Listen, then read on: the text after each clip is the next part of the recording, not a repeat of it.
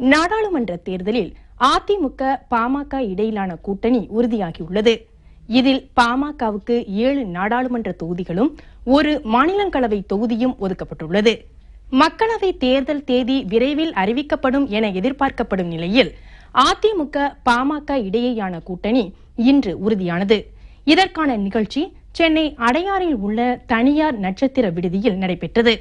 முன்னதாக அமைச்சர் தங்கமணி பாமக நிறுவனர் மருத்துவர் ராமதாஸை சென்னையில் உள்ள அவரது இல்லத்திற்கு சென்று சந்தித்தார். இதனைத் தொடர்ந்து அடையாறு நட்சத்திர விடுதிக்கு வந்த பாமக நிறுவனர் மருத்துவர் ராமதாஸ், இளைஞரணி தலைவர் அன்புமணி ராமதாஸ், பாமக தலைவர் ஜி கே மணி ஆகியோரை முதலமைச்சர் எடப்பாடி பழனிசாமி, அதிமுக ஒருங்கிணைப்பாளர் ஓ பன்னீர்செல்வம் உள்ளிட்டோர் பொன்னாடை போர்த்தி வரவேற்றனர். பின்னர் நடைபெற்ற பேச்சுவார்த்தையில் அதிமுக பாட்டாளி மக்கள் கட்சி இடையே கூட்டணி இறுதி செய்யப்பட்டது. இதனையடுத்து மருத்துவர் ராமதாஸ், அன்புமணி ராமதாஸ் முன்னிலையில் அதிமுக ஒருங்கிணைப்பாளர் ஓ பன்னீர்செல்வம், துணை ஒருங்கிணைப்பாளர் எடப்பாடி பழனிசாமியும், பாமக தலைவர் ஜி கே மணியும் கூட்டணிக்கான ஒப்பந்தத்தில் கையெழுத்திட்டனர். அதிமுகவுக்கும் பாமகவுக்கும் இடையே மகத்தான கூட்டணி உருவாகியிருப்பதை துணை முதலமைச்சர் ஓ பன்னீர்செல்வம் முறைப்படி அறிவித்தார். அதன்படி பாமகவுக்கு 7 மக்களவை தொகுதிகளும் 1 மாநிலங்களவை தொகுதியும் ஒதுக்கப்படுவதாக அவர் கூறினார். அனைத்து இந்திய அண்ணா திராவிட முன்னேற்ற கழகமும் பாட்டாளி மக்கள் கட்சியும் இணைந்து மெகா கூட்டணியாக, வெற்றி கூட்டணியாக கூட்டணி அமைத்து புதுச்சேரியிலும் தேர்தலை சந்திப்பது என்று நல்ல முடிவு எடுக்கப்பட்டுள்ளது என்பதை தெரிவித்துக் கொள்கின்றோம். அனைத்து இந்திய அண்ணா திராவிட முன்னேற்ற கழகத்திற்கும் பாட்டாளி மக்கள் கட்சிக்கும் இடையே இன்று ஏற்பட்ட ஒப்பந்தப்படி அனைத்து இந்திய அண்ணா திராவிட முன்னேற்ற கழகத்தின் தலைமையிலான இக்கூட்டணியில் பாட்டாளி மக்கள் கட்சிக்கு 7 நாடாளுமன்ற தீர்மானிக்கப்பட்டுள்ளது.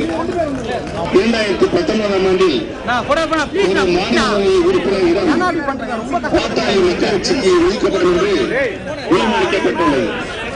2019 தமிழ்நாட்டில் தற்போது காலியாக உள்ள சட்டமன்ற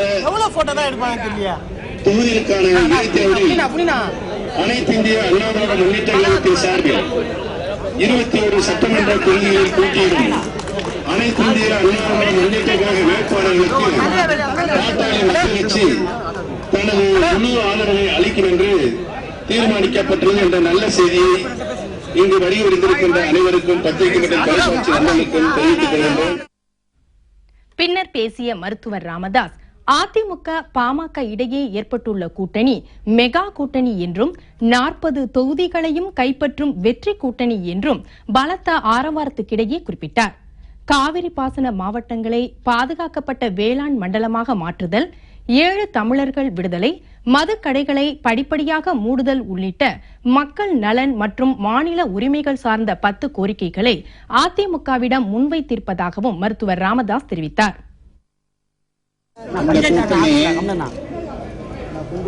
மக்கள் நல கூட்டணி, மெகா கூட்டணி, வெற்றி கூட்டணி, அதுக்கு இன்னைக்கு ஆரம்பம். இது ஒரு மிகப்பெரிய வெற்றி கூட்டணியாக, மகா கூட்டணியாக இது வளரும். புதுச்சேரி உட்பட 40 தொகுதியிலேயும் இந்த கூட்டணி வெற்றி பெறுகிறது. இதற்கு முன்னுதாரணமா சொல்லணும்னா, சென்ற நாடாளுமன்ற தேர்தலில் அண்ணா திராவிட முன்னேற்ற கழகம் தமிழகத்தில் 39 தொகுதிகளில் 37 தொகுதிகளை வெற்றி பெற்றது உங்களுக்கு ஞாபகம் இருக்கும்.